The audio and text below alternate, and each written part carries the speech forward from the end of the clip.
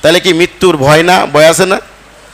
এজন্য উসমান রাদিয়াল্লাহু তাআলা আনহু বলেন, আমার আশ্চর্য বোধ লাগে ওই ব্যক্তির উপর যে ব্যক্তি মৃত্যুর কথা সে সুনিশ্চিত জানে, মৃত্যুর কথা জানার পর সেই লোকটা কেমন করে ফিক ফিক অষ্ট হাসি দিয়ে হাসে।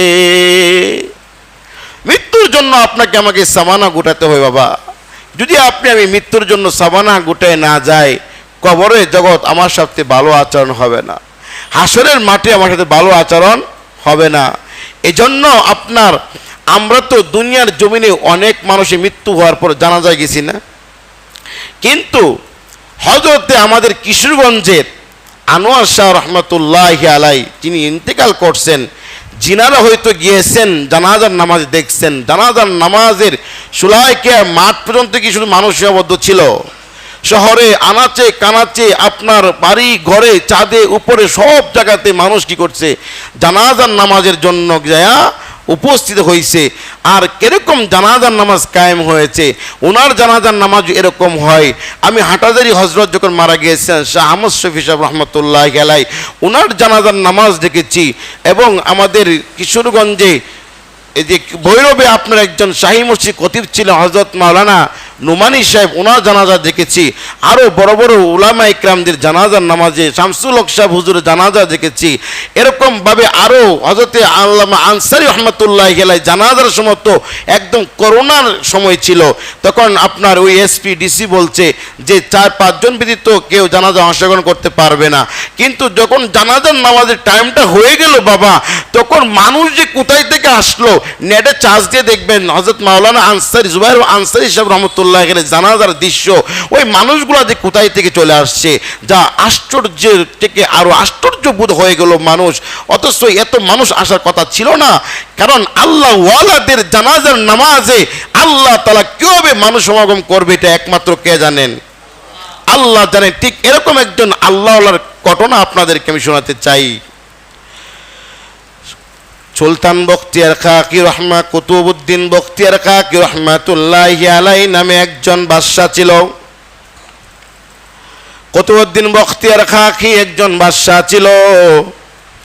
অনেক আগেকার সময়ে উনি আপনার যখন মৃত্যুবরণ করবেন এর কিছুদিন আগে ওনার খাদেম অথবা ওনার সন্তানদেরকে বললেন, হে আমার খাদেম বা সন্তানরা, তোমরা শোনো, আমি যদি মৃত্যুবরণ করি, আমার মৃত্যুবরণ করার পরে জানাজার নামাজ পড়ানোর জন্য 4টা গুণ বিশিষ্ট ব্যক্তি লাগবে। কয়টা গুণ?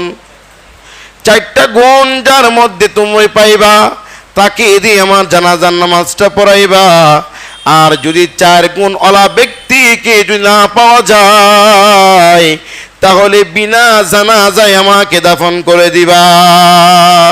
সুবহানাল্লাহ। কুতুবউদ্দিন বখতিয়ার খাকি রহমাতুল্লাহি আলাইহি যখন তিনি ইন্তেকাল ফরমালেন, খোলা আকাশের মাঠে নিয়ে যাওয়া হলো ওনাকে। জানাজার নামাজের জন্য হাজারো হাজারো লক্ষ লক্ষ মানুষ উপস্থিত হয়ে গেল। মানুষের আনাগোনা, হাজারো হাজারো লক্ষ লক্ষ মানুষ। জানাজার নামাজ কে পড়াবে? এবার খাদেম বা সন্তানরা বলতেছে, শোনো, আমার আব্বু মৃত্যুবরণ করার আগে 4টা গুণ বিশিষ্ট ব্যক্তির দ্বারা জানাজার নামাজ পড়ানোর জন্য ওসিয়ত করে গিয়েছেন। যদি 4টা গুণ ওলা ব্যক্তি যদি না পাওয়া যায়, তাহলে আমার আব্বুকে জানাজার নামাজ ব্যতীতই দাফন করার জন্য বলেছেন। সুবহানাল্লাহ। মাটির মধ্যে আপনার 4টা গুণ কি? একটা করে যখন বলা শুরু করে দিয়েছে, 1 নাম্বার গুণ হলো সুলতান কুতুবউদ্দিন খাকি রহমাতুল্লাহি আলাইহি তিনি বলে গিয়েছেন, হে আমার সন্তান, তুমি শুনে রাখো, 1 নাম্বার গুণ হলো আমার জানাজার নামাজ যিনি পড়াবেন, 1 নাম্বার গুণ লাগবে যার জীবনে কোনোদিন জিন্দেগিতে সাবলক হওয়ার পর থেকে নিয়ে তার কোনোদিন তাকবীর ওয়ালা ছুটে নাই। সুবহানাল্লাহ। তকবীরওয়ালা বুঝেননি? তকবীরওয়ালা বুঝেন? তকবীরওয়ালা কারা কয়? যখন ইমাম নামাজের জন্য দাঁড়ায় আর মুয়াজ্জিন দাঁড়ায়, আল্লাহু আকবার ইকামত দেয়, আর ইমাম সাহেব যখন আল্লাহু আকবার বলে কেরাত শুরু করার আগ পর্যন্ত যদি কেউ আপনার আইসা শরীক হতে পারে, এটাকে বলা হয় তাকবীরওয়ালা। বুঝে আসছে? সুলতান কুতুবউদ্দিন কাকি রহমাতুল্লাহি আলাইহি সন্তান বলেন, আমার আব্বুর জানাজার নামাজ এমন একজন ব্যক্তি পড়াবে যার মধ্যে 4টা গুণ থাকবে, একটা গুণ কম থাকলেও হবে না। 1 নাম্বার গুণ হলো, যে ব্যক্তি সাবালক হওয়ার পর থেকে তার জিন্দেগিতে কখনো আপনার তাকবীরওয়ালা নামাজ ছুটে নাই। 2 নাম্বার গুণ হলো, আমার আব্বুর জানাজার নামাজ যে ব্যক্তি পড়াবেন ওই ব্যক্তির কোনোদিন তার তাহাজ্জুদের নামাজ কাজা হয় নাই। পাওয়া যাইবনি? বাটা চালান দিলে পাওয়া যাইব? তার জিন্দেগিতে কোনোদিন তাহাজ্জুদের নামাজ কাজা হয় নাই। 3 নাম্বার গুণ হলো, এমন ব্যক্তি আমার আব্বুর জানাজার নামাজ আদায় করবে যে ব্যক্তির চক্ষু দ্বারা কোনো বেগানা নারীর দিকে তাকানোর পরে তার এই তাকানোর দ্বারা তার ভিতরে গুনাহ করার প্রবলতা সৃষ্টি হয় নাই, এমন ব্যক্তি দ্বারা আমার আব্বুর জানাজার নামাজ পড়াতে বলে গিয়েছেন। 4 নাম্বার গুণ হলো, যে ব্যক্তির কোনোদিন আসরের নামাজের সুন্নত কাজা হয় নাই। সুবহানাল্লাহ কান। 4টা গুণ সহজ না কঠিন? পাওয়া যাইব? আমরা ফার্স্ট রুখি বাটি চালান দিলে আমার মৌলবীরও বিল নাই। কি কমু? সারা বাংলাদেশে পৃথিবীর জমিনের মধ্যে এই সারা পৃথিবীর মধ্যে, সারা বাংলাদেশের মধ্যে, সারা পৃথিবীর মধ্যে এরকম লোক কি পাওয়া সম্ভব? থাকতে পারে, হয়তো আমরা জানি না। থাকতে পারে, আমরা জানি না। ওইখানে দেখেন এরকম লোক ছিল কিনা। যখন আপনার এই 4টা গুণ ঘোষণা দেওয়া হলো, এবার জানাজার নামাজ নিয়ে অপেক্ষমান আছেন। প্রায় আসরের নামাজের সময় গনিয়ে যাবে এমতা অবস্থায় একদম পিছনের কাতার থেকে একজন ব্যক্তি আপনার রুমালটা মুখটা ঘুরে সামনের দিকে অগ্রসর হচ্ছে। সামনের দিকে অগ্রসর হয়ে সুলতান কুতুবউদ্দিন খাকি রহমাতুল্লাহি আলাইহির কাফনটা সরালেন। সরানোর পরে বলতেছেন, এই কুতুবউদ্দিন কাকি, তুমি তো দুনিয়া থেকে চলে গেলে, আমাকে মানুষের সামনে প্রকাশ করে দিলে। যদি এই কারণে আমার ভিতরে কোনো অহংকার চলে আসে, আল্লাহ তাআলার কাছে কিয়ামতের দিন তুমি সাক্ষী হয়ে থাকো। সুলতান কুতুবউদ্দিন কাকি রহমাতুল্লাহি আলাইহির ওই 4 গুণ বিশিষ্টওয়ালা ব্যক্তিকে ওই সময়কার সময়ে একজন বাদশাহ ছিলেন, যার নাম ছিল সুলতান আলতামাস শামসুদ্দিন রহমাতুল্লাহি আলাইহি। সুবহানাল্লাহ। এই 4টা গুণ বিশিষ্ট লোক দ্বারা আমার জানাজার নামাজ পড়াইবা। সুলতান শামসুদ্দিন আলতামাস রহমাতুল্লাহি আলাইহি উনি জানাজার নামাজ পড়াইলেন। তাইলে ওনারা কিরকম বুজুর্গ ছিল বাবা? মৃত্যুকে ওনারা কিরকম ভয় করত, যে যার জিন্দেগিতে কোনোদিন আপনার 5 ওয়াক্ত নামাজ জামাতে পড়ছে, তাকবীর ফত হয় নাই, আপনার তাহাজ্জুদের নামাজ আদায় করছে, কোনোদিন কাজা হয় নাই, আসরের নামাজের সুন্নত কাজা হয় নাই, তার যারা কোনোদিন আপনার চোখের কোনো কুদৃষ্টিও হয় নাই, এরকম লোক আমাদের হওয়া বড় দরকার আছে কি নাই? আছে না ভাই? এখন যদি আমরা তওবা করি যে আমরা আজকে থেকে 5 ওয়াক্ত নামাজ জামাতে পড়বো, তাকবীর ছাড়বো না, আমরা তাহাজ্জুদের নামাজ পড়বো, তাহাজ্জুদ নামাজ ছাড়বো না, আসরের নামাজের সুন্নত আমরা ছাড়বো না, এবং আমরা এই চোখ দ্বারা কোনো গুনার কাজ করব না। আজকে তো বাবা ঘরে ঘরে, আগে তো আপনার সিনেমা হলে যায় আপনার ছবি দেওয়া লাগছে, ঠিক না? সিনেমা হলে যায় ছবি দেখা লাগছে। এখন আপনার ছেলে এই ঘরে বই শুয়ে শুয়ে আপনার জিনা করে, মেয়ে এই ঘরে শুয়ে শুয়ে জিনা করে, বাবা মা এই ঘরে শুয়ে শুয়ে জিনা করে। ও কীভাবে জিনা করে? মোবাইলের মধ্যে আপনার বেগানা ছবি, নাটক, সিনেমা, ফোন, ভিডিও এগুলো যারা দেখে, এগুলো দ্বারা তাদের চোখের জিনা হচ্ছে। কি হচ্ছে? চোখের জিনা হচ্ছে।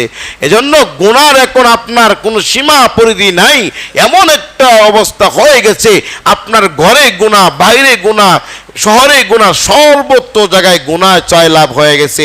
একমাত্র এই গুনাহ থেকে বাঁচতে হলে আল্লাহকে ভয় করা ছাড়া কোনো উপায় নাই। আল্লাহ তাআলা এই জন্য বলেন, ইয়া আইয়ুহাল্লাযীনা আমানুত্তাকুল্লাহ ওয়াল তানজুর নাফসুম মা কদ্দামাত লিগাদিন ওয়াত্তাকুল্লাহ ইন্নাল্লাহা খাবীরুম বিমা তা'মালুন। আল্লাহ বলেন, হে বান্দা, তোমরা আমি আল্লাহকে ভয় করো। কেন ভয় করবা? এজন্য ভয় করবা তুমি আগামীকাল কি করবে না করবে ওই বিষয়টাও আমি আল্লাহ তাআলা অবগত আছি। এবং তুমি যে মৃত্যুবরণ করবা, মৃত্যুবরণ করার পরে তুমি তুমি আগামী কল্যের জন্য তুমি কি পাঠাইবা, দুনিয়ার জমিন থেকে তুমি বিদায় হয়ে যাইবা, এটা তোমাকে কি করতে হবে? তোমাকে আল্লাহকে ভয় করলে তোমার দ্বারা সমস্ত গুনাহতে বেঁচে থাকা সম্ভব হবে।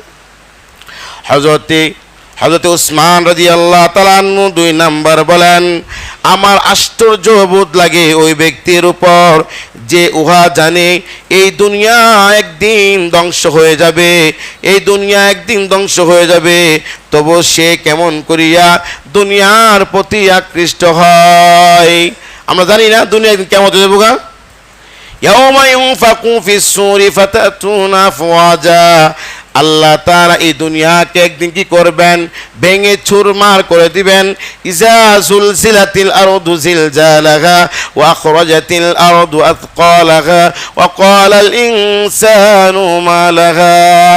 এই আসমানকে আপনার এমন ভাবে বিদীর্ণ করে দেওয়া হবে, এমন ভাবে ভেঙে চুরমার করে দেওয়া হবে, শিমুলের তুলা যেরকম উঠতে থাকে ঠিক এরকম ভাবে আপনার আসমানগুলো গোড়া হয়ে ভেঙে চূর্ণ বিচূর্ণ হয়ে শিমুলের তুলা নিয়ে উঠতে থাকবে।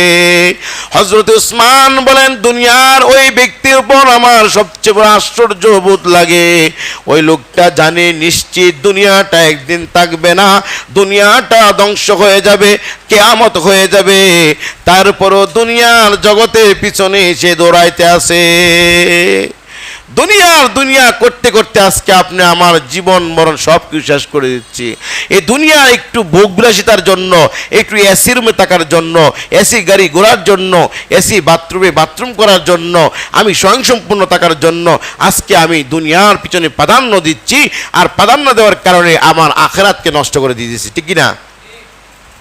3 নম্বরে হযরত উসমান বলেন, সব কিছুই আল্লাহ তরফ থেকে নির্দিষ্ট হয়ে আছে, সব কিছু আল্লাহ তাআলার উপর, আল্লাহ তাআলার থেকে নির্দিষ্ট হয়ে আছে। এবং তাকদীরে বিশ্বাস করে, এবং তাকদীরেও বিশ্বাস করে, তবু কোনো জিনিস যদি তার থেকে হাসিল না হয়, যদি তার কোনো জিনিস আকাঙ্ক্ষা আছে ওইটা সে সফলতা অর্জন না করতে পারে, তখন সে আফসোস করে। সে জানে সব কিছু কর্ণরা কে? আমানতু বিল্লাহি ওয়া মালাইকাতিহি ওয়া কুতুবিহি ওয়া রুসুলিহি ওয়াল ইয়াউমিল আখিরি ওয়াল কদরি খায়রিহি ওয়া শাররিহি মিনাল্লাহি তাআলা ওয়াল বাসি বাদাল মাউত। 7টা জিনিসের উপর মুসলমান ঈমান এনেছে। আমরা বিশ্বাস করি তাকদীরের